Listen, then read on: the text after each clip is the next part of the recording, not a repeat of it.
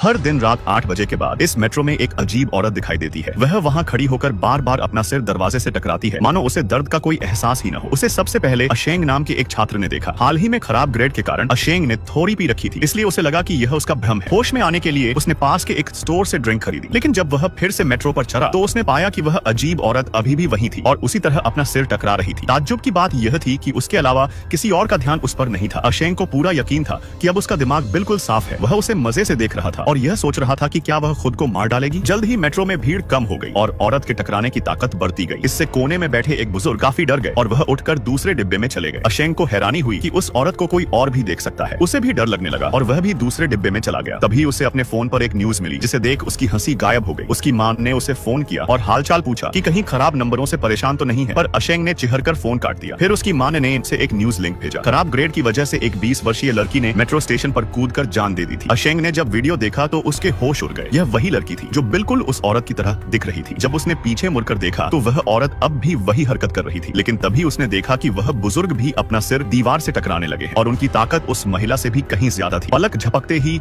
वह औरत अशेंग के बिल्कुल सामने आ जाती है। अशेंग इतना डर गया कि उसने अपनी पैंट में ही पेशाब कर दिया था। उसने देखा कि उस औरत के दरवाजा पीटने की रफ्तार बढ़ती जा रही थी। जैसे जैसे उसकी रफ्तार बढ़ी, कोने में बैठे बुजुर्ग ने भी अपनी रफ्तार बढ़ा ली थी। अगर इसी तरह चलता रहा तो जल्द ही पूरे गांव को मातम मनाना पड़ेगा। अशेंग जोर जोर से सांसें ले रहा था। वह भागना चाहता था, लेकिन उसके पैर साथ नहीं दे रहे थे। जब ट्रेन एक सुरंग में दाखिल हुई तब जाकर वह डरावना दृश्य गायब हुआ। उसने तुरंत अपना